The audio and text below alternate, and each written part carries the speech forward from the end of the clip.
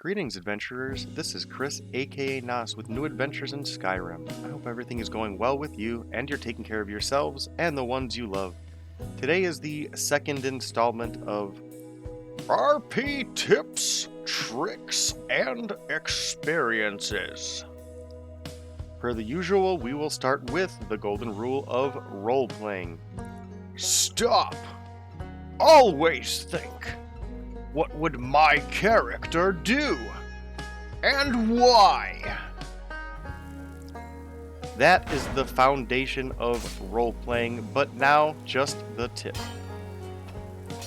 Look for unique and outside-the-box ways to use mods to heighten your roleplay and immersion and overall Skyrim experience.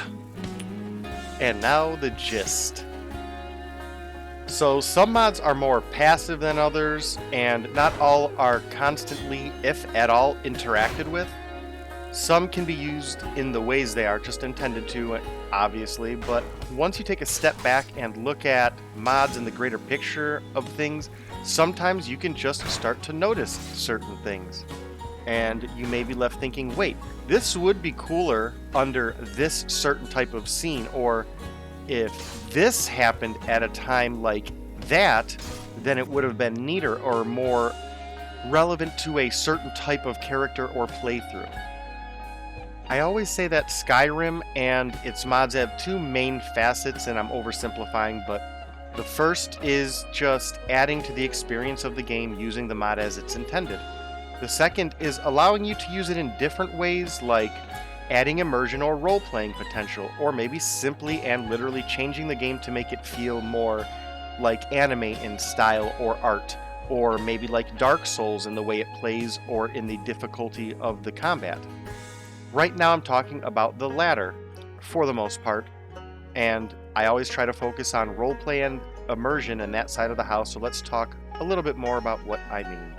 Finally, the big picture. A more clear-cut example is something like adding a unique spell or weapon to the game via a mod. Perhaps your character is a daughter of an Imperial general who died in the Battle of the Red Ring.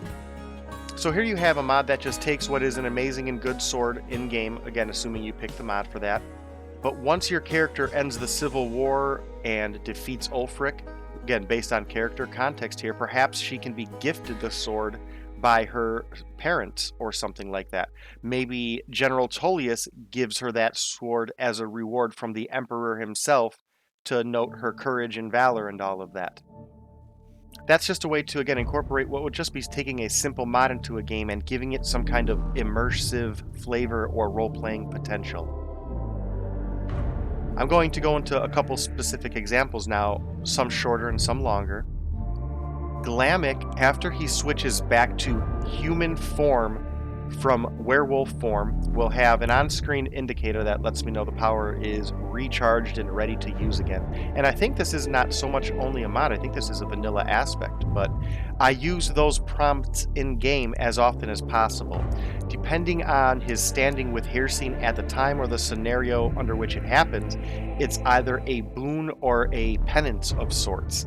It can make him feel at ease with nature or powerful, or confuse and anger him.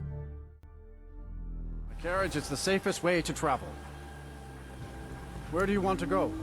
No, not you, sorry. Climb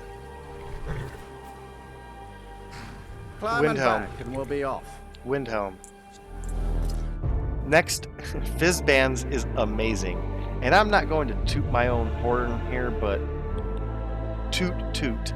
So this experience for me was twofold in that first you're going to see Fizzband pray, and at that point he hits 100% devotion with his deity, and this is all involving the Winter Sun's Faiths of Skyrim mod, and that's why you see the in-game animation, but also you'll hear me react as Fizzband to the rush of that feeling and what just happened. You will kill or Yes! Oh, that is... No. So now after that, A few moments later, after being attacked by Tyrannus and not wanting to kill him, Fizzband himself is actually killed.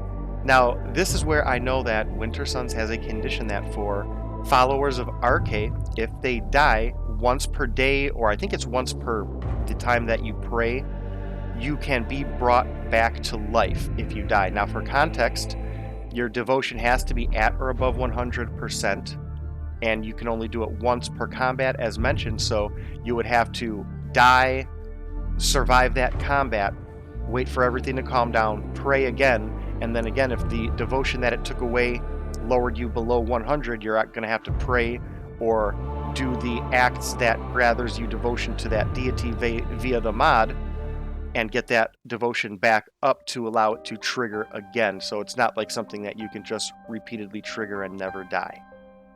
Now, I use this whole aspect in-game to reflect the more or less soul exchange between Molag Bal and Arche as Fizzband is ripped away from Arche upon his death. So these are short, simple ways to incorporate mods into the game and add, again, depth, immersion, role-playing potential, and opportunities like this. Another example I will just explain, though, is Fizzband loves his maps. And exploring, filling out his maps, all of that, he'll go out of his way to do it in-game, sometimes even to the annoyance of his followers and companions and friends. So it became relevant in-game, a aspect of the game. So Lucian, as his friend, gifted him a map in-game to reflect that. So what I did was downloaded the quality map mod that I don't use for any other character because the map's not relevant to the story like that, like it is to Fizzband. So in doing that, I just took a simple mod that I kind of used just for a quality of life improvement, but incorporated it into the story, added a whole thing about them exchanging gifts and explained the meaning of that. So that was just a nice little way to incorporate a mod into the game as something more than just a mod for a map. Things like this can help you in a few ways. They offer more to mods. They then offer more to Skyrim experiences like this. And additionally, I find that if you are in the habit of looking for these things as you play, my neighbor just started his car. If you're looking for these things as you play and experiment with the mods as you're kind of playing, you start to notice and look for these things and times that you can do this, and then again you just kind of put them in the back burner of your head and say, okay, if this comes up, it would be awesome in this situation, and then you can use those later to enhance your role-playing and immersive experience. I hope this was helpful. Once again, we are here to share tips, tricks, and experiences for role-playing in Skyrim, and today that was Look for unique and outside-the-box ways to use mods to heighten your roleplay and immersion and overall Skyrim experiences. So with all that out of the way and nothing more to say, we're going to hop back into real life. I hope everything is going well with you and you're taking care of yourselves and the ones you love, and that the car in the background is not too distracting. So we'll catch you on the next adventures, and until then, cheers.